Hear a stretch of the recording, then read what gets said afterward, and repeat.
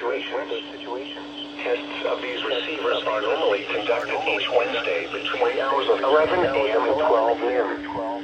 If any warnings or watches are in effect, or threatening weather is possible, the test will be postponed until the first good weather day.